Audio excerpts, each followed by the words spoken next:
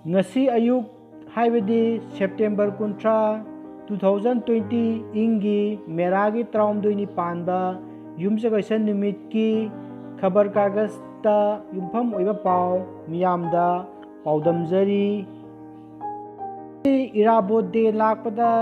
मणिपुर की CM honourable CM बिरेनना पिरकपा याइफा पाउजेल पिरकली मदुदी लमयानबे Irabot असी मतिक मगुन कयाद चेलबा यामना सिंथानिंगा ओयरबा मिसक नसक नाइबा लुचिंगबा अमनी महाक असी freedom fighter revolutionary social activist कबी गुन चेनबा अमसुंग मतिक मगुल लैबा स्कॉलर अमसुनी लिटरेचर अमसुंग स्पोर्ट की लमदा कंट्रीब्यूशन कया पिरमबत नतना तोल तारबसिंगु याइफा हन्नब होनबा लुचिंगबा अमनी लमदम मसिदा लैरिबा तोंगान तोंगानबा कम्युनिटी सिंगी मरक्ता इमोशनल इंटीग्रिटी पुरक्तुना अमत ओइनबा होनखिबा लुचिंगबा अमसुनी लुचिंगबा असिगी सही चामगा निफुगा कुनगा मरी सुबा मपो कुमोन लाकपदा अइखोइना ओइजबा थादोक्तुना लमयानबे इराबोतगी फिदमनिंगा ओइबा वाखोलोल अदु मतुंग इन्ना चत्तुना अपुनबा मणिपुर अमा ओइनबा होनबिनसी असेंबली स्पीकर वाई खेमचांसु संगनारिबा पॉलिटिकल लीडर अमसुंग सोशल रिफॉर्मिस्ट हिजम इराबोट की मपोंग नुमित सेप्टेम्बर 30 लाकपदा मणिपुर मियामदा याइफे पाउजेल पिरकली लुचिंगबा असिना सोसाइटी असिदा लैरिबा फत्तबा कयागे मायोक्ता थिंगनबगिदमक्ता इंकुमजा 1998 गी अनिसुबा नुपी लान सगोलक्पगिदमक्ता जेलदा लैखी महाकी मपोंग नुमित लाकपदा लमदम असिगी मियामना महाकना कथोकलंबा थबक थौरमसिंग निंगसिंगदुना नुमित असिबु पालन तौफम थोई हाइरी आईपीआर मिनिस्टर टीएस बिश्वजीत अमसुंग महुत मिनिस्टर ओ हेनरी लमयानबे इराबोट असी freedom fighter politician educationist point अमसुंग रिवोल्यूशनरी सोशल एक्टिविस्ट अमनी हाइना सिंथाबो लोइनना लमयानबे इराबोट असी मसक नाइबा लुचिंगबा अमसुंग मतिक मगुन कया चेनबा लुचिंगबा अमनी सिंथारगली महाकी मपो कुमो लाकपदा लुचिंगबा सिगी मगुन सिंग अदु निंगसिंगबगा लोइनना महाकी वाखलोल अदु तुंग इंदुना लमदम असिदा शांति अमसुंग यूनिटी पुरकनबा होनसी हाइरी तेमना लौमिस लिसिंग तरुकलोम निंगथम मरु मरांग यंथोखरे काउंसिल ऑफ मिनिस्टरना टीम वर्क ओइना मणिपुर चौखटनबा होनमिनसी चीफ मिनिस्टर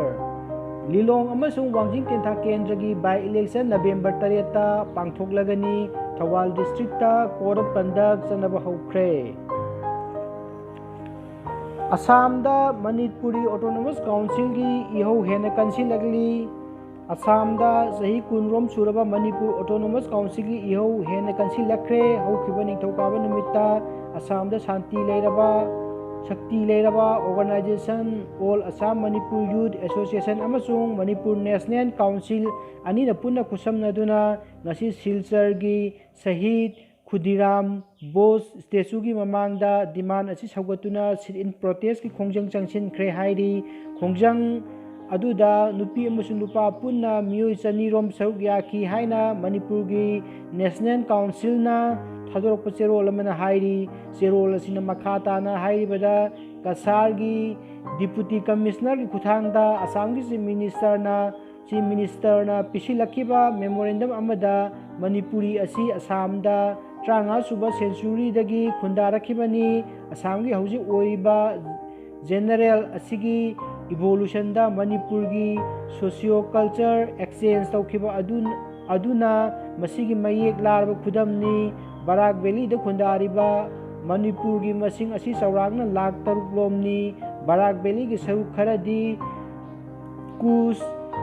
त्रिपुरी अमसुंग कसारीना हौखिबा तोंगान तोंगानबा मतमदा शासन तौरखिबनी सासिनबा ट्रांसफर एंड पोस्टिंग ऑर्डर संदोकलंबा मियोय अमा पुलिस कस्टडी दा थमख्रे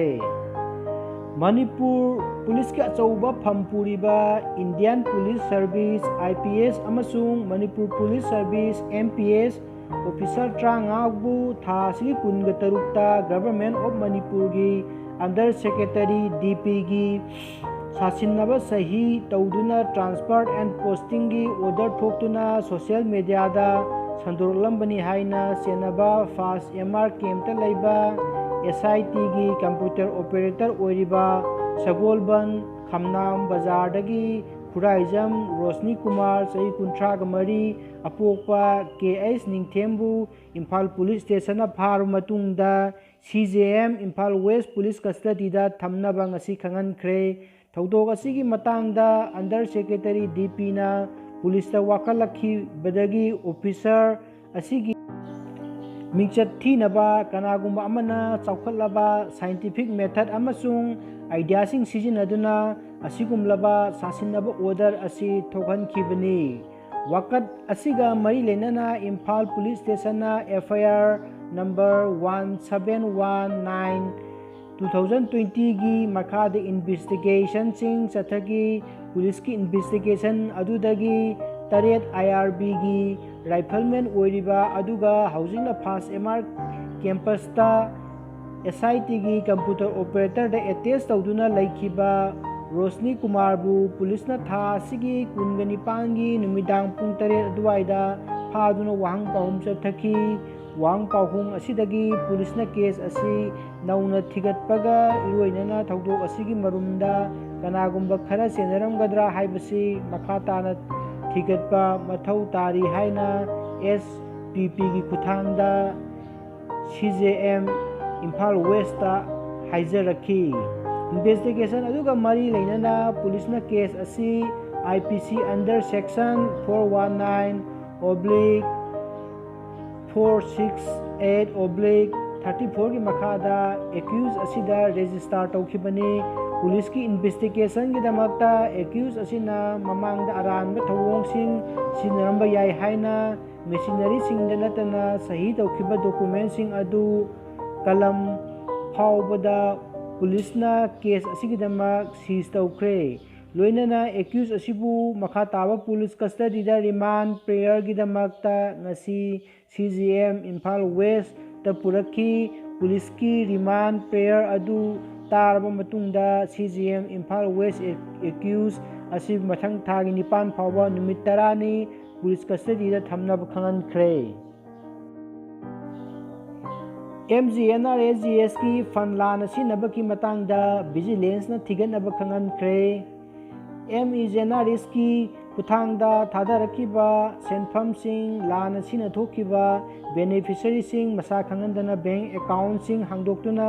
सेल लौथोकपा सेल कायथोकलगा थबक सुदना लौथोखिबा कयाग मरी लेनना थौबाल डिस्ट्रिक्ट की खेलाखोंग खोंगमनगी MD मैनम सिदी उसीवा नस्ताउदगी MD ओली अमसुंग नस्ताउ मखा लेकाइदगी MD वहीद अलीना पिटिशनर ओरगा हाई कोर्ट ऑफ मणिपुर थारखिबा पिटिशन अमगा मरी लेनना हाई कोर्ट असिगी जस्टिस MR रामालिगम सुधाकर अमसुंग जस्टिस अहंथेम अनिगी डिवीजन बेंच ता था सिगी ट्रामथोइदा हियरिंग चथरब मतुंगदा थौदोकसिंग असिगा मरी लेनना SP विजिलेंस ता स्पेशल इन्वेस्टिगेशन टीम सेमदुना स्टेट असिगी डिस्ट्रिक्ट खुरिंगमक्ता MGNRSGS की थबक थौरमसिंग पाइखलकपदा असोइब लैरिबा अदु थिदोकनब खंगनख्रे लोइनना SP विजिलेंस ना MGNRSGS की फंड लाना सिनरिबा अदुगी मतंगदा मरी लेनबा मेटेरियल सिंह फोंगोलक्तुना स्कीम असी पांथोकपदा असोइब किया लैरिबसिंग अदु मरी लेनबा रिपोर्ट अमा प्रिपेयर तौनब खंगनख्रे एजेंसी असिदा कलेक्शन तौरखिबा मेटेरियल सिंह अदु युमफम ओइरगा अमसुंग NRSGS की लान सिनखिबा मरी लेनबा रिपोर्ट सिंह अमा प्रिपेयर तौदुना मसिदा सेनरिबा मरा लेबसिंग अदु दंडी पीनबा अमसुंग फाबगी मथौ ताबा थबकसिंग लौखतकदबनी लोइनना हाइरिबा थबकसिंग असी ऑर्डर असिगी कॉपी फंगबा नुमितगी पारगा था तरुक की मनुंगदा लोइसिनबा खंगनख्रे लांगोल पुलिस स्टेशन की मनुंग चनबा लांगोल लाइमनाई एरिया दा हंदक मरक इथा थाजदना हुरान चिंती की थबक कनखलगले हाइना ꯄ꯭ꯔꯦꯁꯅ ꯐꯪꯕ ꯄꯥꯎ ꯑꯃꯅ ꯐꯣꯡꯗꯣꯛꯂꯤ ꯍꯧꯈꯤꯕ ꯁꯦꯞꯇꯦꯝꯕꯔ 12ꯒꯤ ꯅꯨꯃꯤꯗꯥꯡ ꯑꯊꯦꯡꯕ ꯑꯦꯔꯤꯌꯥ ꯑꯁꯤꯗ ꯂꯩꯕ ꯌꯨꯝ ꯑꯃꯒꯤ ꯀꯣꯟꯊꯣꯡ ꯃꯌꯥ ꯅꯛꯅ ꯂꯩꯕ ꯒꯦꯔꯦꯖꯗ ꯈꯥꯝꯕ DI ꯇꯥꯇꯥ ꯌꯨꯝ ꯑꯃꯒꯤ IDR ꯖꯤꯑꯣꯒꯤ SIM ꯀꯥꯔꯗ ꯍꯥꯞꯄ ꯆꯥꯔꯖ ꯇꯧꯗꯨꯅ ꯊꯝꯕ ꯅꯨꯄꯤꯒꯤ ꯁ꯭ꯀ꯭ꯔꯤꯟ ꯇꯆꯀꯤ ꯃꯣꯕꯥꯏꯜ ꯐꯣꯟ ꯑꯃ ꯑꯗꯨꯒ ꯑꯇꯣꯞꯄ ꯌꯨꯝ ꯑꯃꯗꯒꯤ ꯁꯦꯜ ꯈꯔ ꯍꯥꯞꯄ ꯃꯅꯤ ꯕꯦꯒ ꯑꯃ ꯍꯨꯔꯥꯟꯈ꯭ꯔꯦ ꯍꯥꯏꯔꯤ꯫ ꯇꯣꯉꯥꯟ ꯇꯣꯉꯥꯟꯕ ꯃꯐꯝꯁꯤꯡꯗ ꯍꯨꯔꯥꯟ ꯆꯤꯟꯊꯤꯒꯤ ꯊꯕꯛ ꯆꯠꯊꯈꯤꯕ ꯑꯁꯤꯃꯛ ꯊꯕꯛ ꯑꯁꯤꯗ ꯈꯨꯠꯂꯣꯏꯔꯕ ꯍꯨꯔꯥꯟꯕ ꯈꯨꯠꯄꯨ ꯑꯃ ꯆꯦꯟꯅꯔꯝꯕ ꯌꯥꯕꯒꯤ ꯊꯥꯖꯕ ꯂꯩꯔꯤ꯫ ꯌꯥꯝꯅ ꯉꯛꯄ ꯃꯑꯣꯡꯗ ꯁꯣ ꯂꯣꯜꯂꯝꯕ ꯊꯝꯕ DI ꯇꯥꯇꯥ ꯑꯗꯨ ꯊꯧꯕꯒꯤ ꯃꯈꯣꯜ ꯑꯃ ꯌꯨꯝꯕꯨꯅ ꯇꯥꯔꯕꯁꯨ ꯂꯥꯡꯒꯣꯜ ꯂꯝꯕꯤꯗ ꯑꯇꯣꯞꯄ ꯒꯥꯔꯤ ꯊꯧꯕꯒꯤ ꯃꯈꯣꯜꯅꯤ ꯍꯥꯏꯅ ꯅꯤꯡꯉꯥꯏꯗꯅ ꯂꯩꯊꯣꯛꯂꯤꯉꯩꯗ ꯅꯣꯡꯉꯥꯜꯂꯒ ꯍꯨꯔꯥꯟꯈꯤꯕꯅꯤ ꯍꯥꯏꯅ ꯈꯪꯂꯛꯄꯅꯤ ꯍꯥꯏꯔꯤ꯫ ꯍꯤꯔꯝ ꯑꯁꯤꯗ ꯃꯔꯤ ꯂꯩꯅꯕ ꯑꯣꯊꯣꯔꯤꯇꯤꯒꯤ ꯑꯀꯟꯕ ꯃꯤꯠꯌꯦꯡ ꯆꯤꯡꯁꯤꯜꯂꯛꯄꯒ ꯂꯣꯏꯅꯅ ꯂꯥꯡꯒꯣꯜ ꯑꯦꯔꯤꯌꯥꯗ ꯄꯨꯡ 24 ꯆꯨꯝꯅ ꯄꯨꯂꯤꯁꯀꯤ ꯃꯣꯕꯥꯏꯜ ꯄꯦꯇ꯭ꯔꯣꯂꯤꯡ ꯆꯠꯍꯟꯅꯤꯡꯕꯒꯤ ꯑꯄꯥꯝꯕ ꯐꯣꯡꯗꯣꯔꯛꯂꯤ꯫ ꯑꯗꯨꯒ ꯉꯁꯤ ꯒ꯭ꯌꯥꯁ ꯂꯥꯛꯈꯤꯕ ꯒ꯭ꯌꯥꯁ ꯑꯦꯖꯦꯟꯁꯤꯁꯤꯡꯗꯤ ꯂꯣꯛꯇꯥꯛ ꯏꯟꯗꯦꯟ ꯒ꯭ꯔꯥꯃꯤꯟ ꯕꯤꯇ꯭ꯔ ꯊꯥꯡꯒ ꯀꯥꯟꯆꯤ Indane service KK Indane service ꯈꯣꯡꯅꯥꯡ ꯒ꯭ꯌꯥꯁ ꯑꯦꯖꯦꯟꯁꯤ ꯅꯤꯡꯊꯧꯈꯣꯡ ꯃꯥꯏꯕ gas Moirang Manipur gas gas service ꯂꯩꯕꯥꯛꯂꯩ ꯒ꯭ꯌꯥꯁ ꯀꯛꯆꯤꯡ ꯇꯥꯡꯂꯩ ꯒ꯭ꯌꯥꯁ ꯑꯣꯏꯅꯥꯝ ꯍꯤꯌꯥꯡꯊꯥꯡ ꯏꯟꯗꯦꯟ